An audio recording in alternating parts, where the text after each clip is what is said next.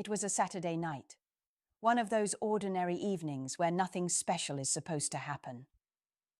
I was in the kitchen, cleaning up after dinner, half listening to the TV in the living room where my husband, Mark, sat scrolling through his phone. I remember the smell of the lemon dish soap, the sound of the water running. Everything felt so normal. Then I heard him laugh. A sharp, careless kind of laugh. He was watching something on his phone, probably one of those stupid videos he's always sharing with his friends. And then he said it, loud enough that it reached me even over the running water. God, that fat woman disgusts me. Just like that. No hesitation, no filter. His voice had that tone, half disgust, half amusement, like he was proud of himself for saying it. At first, I froze. My hands stayed under the running water, my heart suddenly thudding in my chest. For a split second, I really hoped, that he was talking about someone else, someone on the screen. But then I heard his friend on the phone reply, laughing too. And Mark said, quieter this time, but still clear as day, I could never live with someone like that. My stomach twisted. He didn't say my name, but he didn't have to. I looked down at my hands. The same hands that cooked for him, washed his clothes, paid half the bills, tried so hard to make everything feel fine. I stood there for a long moment, just listening to him laugh. I remember how my throat burned, how my eyes stung, but I refused to let a single tear fall. When he hung up, he came into the kitchen, like nothing had happened. He opened the fridge, grabbed a beer, looked at me and said, "You okay?" I forced a smile. "Yeah, just tired." That was my mistake. Pretending it didn't hurt. Pretending I didn't hear. I went to bed early that night, turned away from him when he climbed into bed. He didn't notice. Or maybe he did, and he just didn't care. I lay there in the dark, staring at the wall, feeling something break inside me. Not just my heart, but something deeper. The kind of break that doesn't make noise but leaves a permanent crack. I told myself it was just words. People say cruel things they don't mean. But when the sun came up the next morning and I saw him sitting there at the table, eating the breakfast I'd made, acting like nothing happened, that's when I realized something had shifted. Something in me was done pretending. The next morning I got up before him. I don't even know why. Maybe because I couldn't sleep, or maybe because I didn't want to see his face first thing. The house was quiet, the kind of quiet that feels heavy, like it's holding its breath. I went to the bathroom, turned on the light, and stared into the mirror. For a long time, I just looked. The fluorescent light was harsh, showing every line, every shadow, every piece of me I'd stopped really seeing. My hair was messy, my eyes puffy, my body softer than it used to be. I pulled at my shirt a little, pinched at my waist, and heard his voice in my head. That fat woman disgusts me. It was like poison, looping over and over. The truth is, I hadn't always been like this. I used to be proud of how I looked. I used to care. But after the kids, after all the late nights, the stress, the endless responsibilities, I just stopped having the energy. Mark never said much about it before. He wasn't exactly affectionate, but he didn't complain either. I thought we were just comfortable, like two people who'd settled into life together. But now I couldn't stop wondering, had he always thought this way? Had he always looked at me with disgust, just hiding it better before? When he finally got up, he acted normal, asked about breakfast, talked about some game he wanted to watch later. I watched him pour his coffee, laugh at something on his phone, and I smiled when he looked at me. A practiced, empty smile, the kind I'd worn so many times before. Inside, I was screaming. After he left for work, I sat down at the kitchen table with my coffee and just sat there. I thought about how much I'd shrunk myself over the years. Not my body, ironically, but my presence. I'd stopped speaking up, stopped dressing up, stopped expecting him to notice me. Somewhere along the line, I had convinced myself that this was what marriage looked like. Stability without tenderness, conversation without connection. So I told myself a lie that morning. I told myself his words didn't matter, that I was being too sensitive, that every marriage has rough edges. I said it out loud, like repeating it could make it true. But when I walked past the mirror again before heading to work, I couldn't look away this time. I stared at that woman, me, and felt something I hadn't felt in years. Not self-pity, not sadness, something colder, determination. Because if he saw me as disgusting, maybe it was time he saw what real disgust felt like, the kind that comes from being invisible for too long.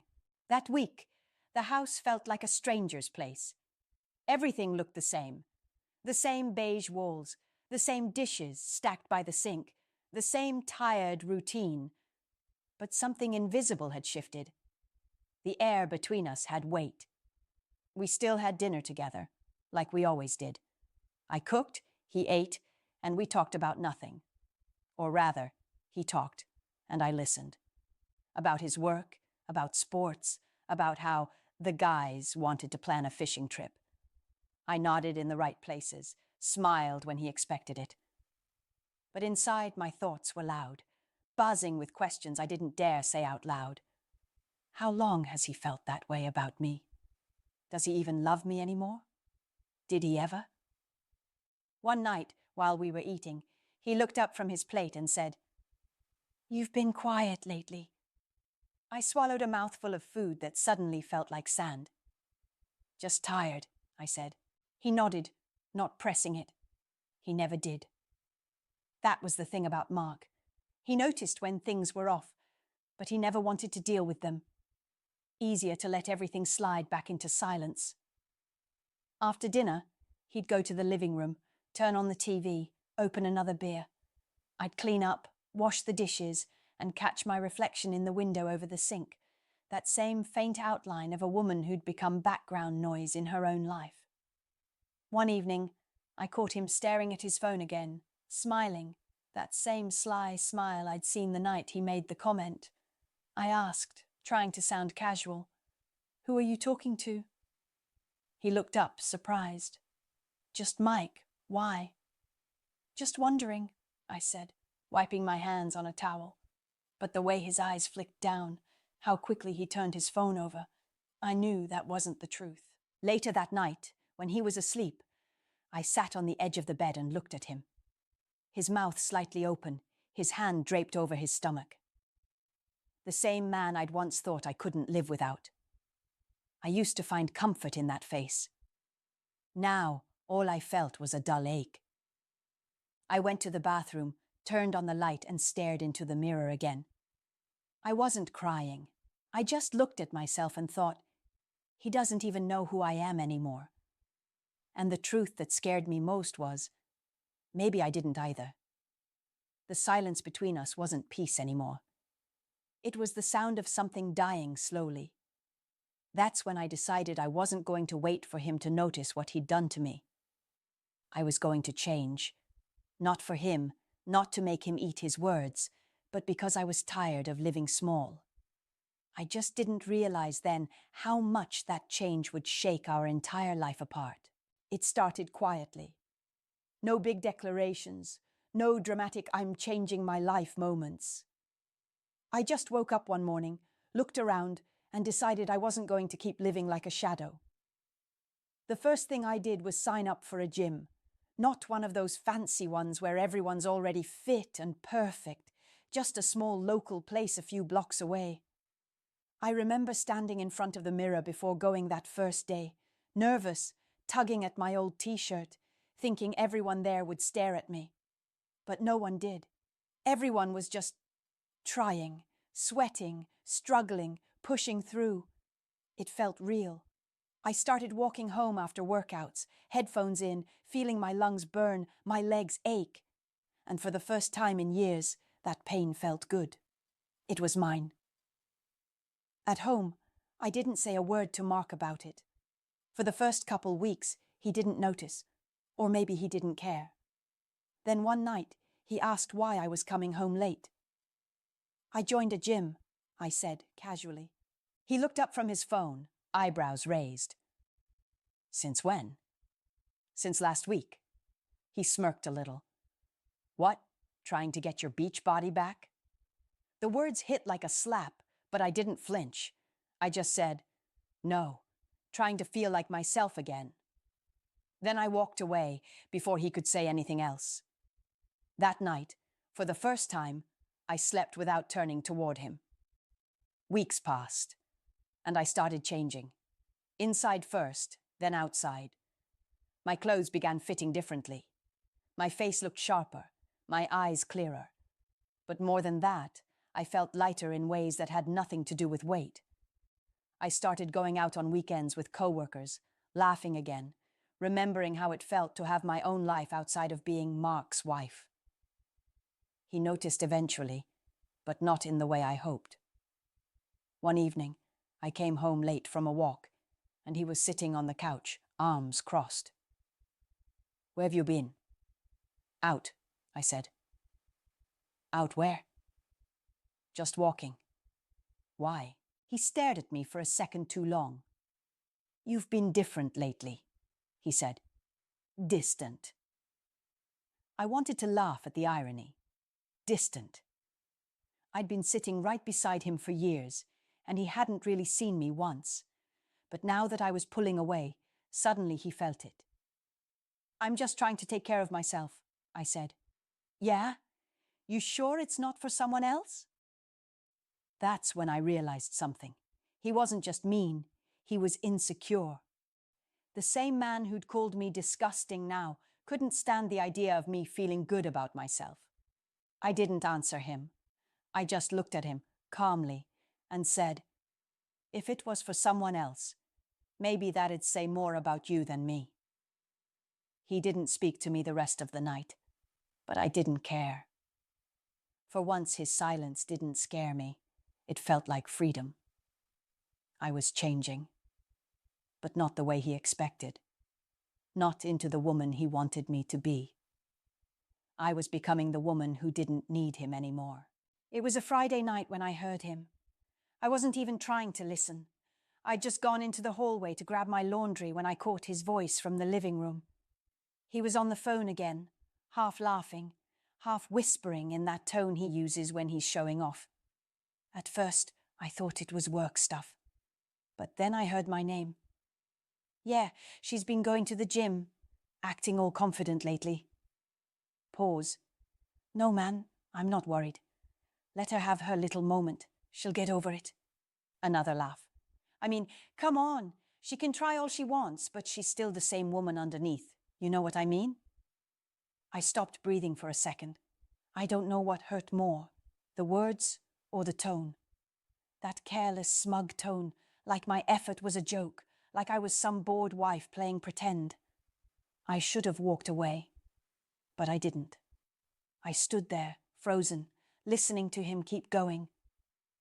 Yeah, sometimes she dresses up now, probably hoping I'll notice. It's kind of cute, honestly. I dropped the laundry basket without realizing it. The sound made him turn.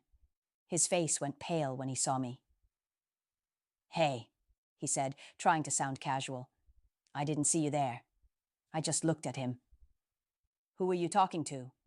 He shrugged. Just Mike.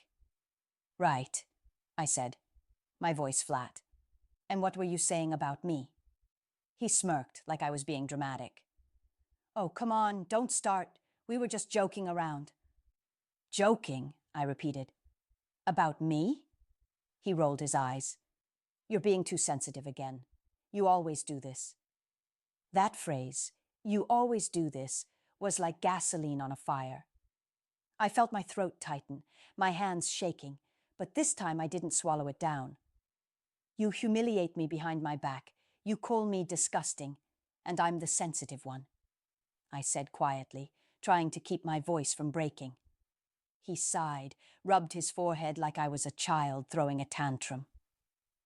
"You're overreacting. You've been so uptight lately. I can't even joke around without you turning it into drama." And then he turned back to the TV. Just like that. That moment, that single, stupid, unbearable moment, did something to me. It was like a switch flipped. All the years I'd spent trying to be calm, understanding, patient, they evaporated. I realized I wasn't going to keep defending myself to someone who didn't even see me as human. I walked past him, went upstairs, and locked the bedroom door. I could hear him calling my name once or twice, but I didn't answer. I sat on the bed, shaking, staring at my reflection in the vanity mirror. And for once, I didn't see someone weak. I saw someone who'd had enough. That night, I opened my laptop and started looking at apartments. I didn't know when or how, but I knew one thing. I was leaving. He thought he could laugh at me, but he had no idea that by doing that, he'd already lost me. 2 weeks after that night, I stopped pretending. I'd already made my quiet plans, looked at a few apartments, talked to a friend from work who said she knew someone renting a small place near the river. I'd even started moving little things out. My birth certificate, my favorite books, my jewelry, one bag at a time, tucked into the trunk of my car when he wasn't home. It wasn't fear that made me do it that way. It was pride. I didn't want a scene. I didn't want him to see me cry again. I wanted him to wake up one day and realize he'd lost something he never thought he'd lose. But that day came sooner than I expected. We were having dinner, or rather, I was eating, and he was scrolling through his phone like usual.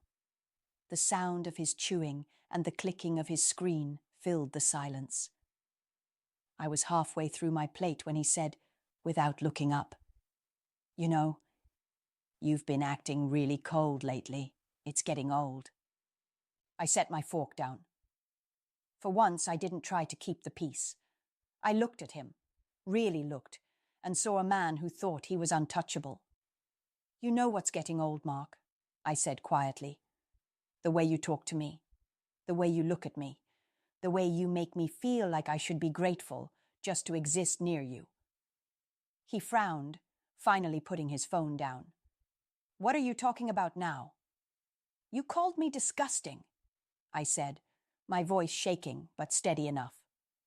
"You humiliated me to your friends. You've ignored me for years, and now you're surprised I'm not smiling at you over dinner?"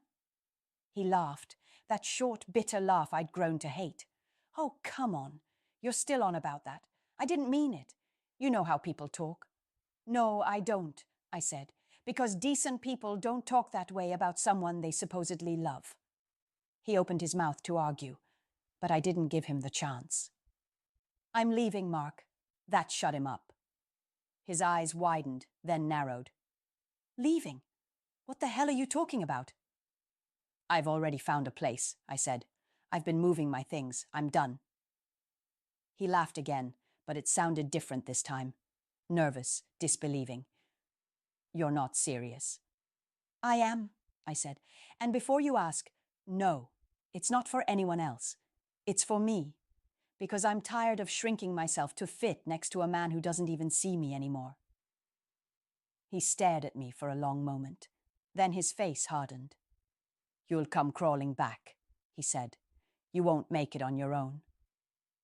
I stood up, took my plate to the sink and said, "Maybe, but I'd rather fall on my face alone than keep standing next to someone who makes me feel small." I left the kitchen, walked upstairs, and started packing the rest of my things. He didn't follow me. He just stayed there, probably thinking I'd cool off, like I always did. But this time, I didn't. That night, I slept on the couch with my packed bags beside me. The next morning, before he even woke up, I left the keys on the table and walked out the door. I didn't look back. It's been 8 months since I left. 8 months of silence, of rediscovering what peace actually sounds like.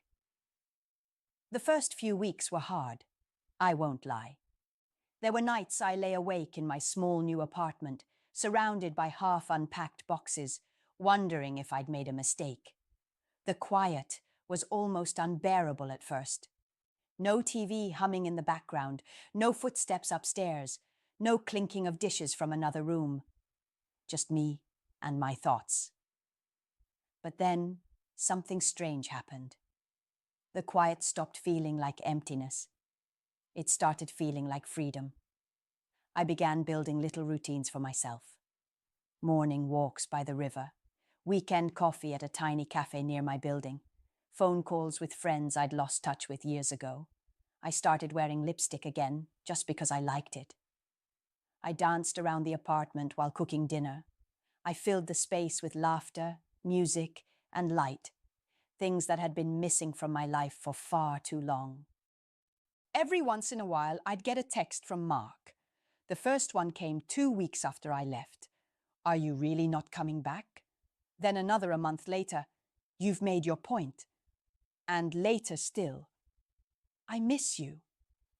I never replied, not out of anger, just because there was nothing left to say. He didn't miss me. He missed the woman who tolerated him, the one who stayed quiet, who let his words slide, who tried to hold everything together while falling apart inside. That woman doesn't exist anymore. I see him sometimes when I drive by our old neighborhood. Once, I even saw him coming out of the grocery store, his face older somehow, his posture smaller. He didn't see me. I sat at the red light, watching him for a moment, and all I felt was nothing. No hate, no regret. Just a strange kind of peace. The other night, I stood in front of my mirror again. The same kind of mirror I'd once stared into, hating what I saw. The woman looking back at me now is softer in some places, stronger in others. Her eyes look alive again. She's not perfect, but she's real. And when I think about those words, that fat woman disgusts me. I don't hear them the same way anymore. Because the truth is, the only disgusting thing in that story wasn't the woman. It was the man who said it. Now, when I walk past a mirror, I don't flinch. I smile, because I know exactly who I am. And this time, I'm not shrinking for anyone.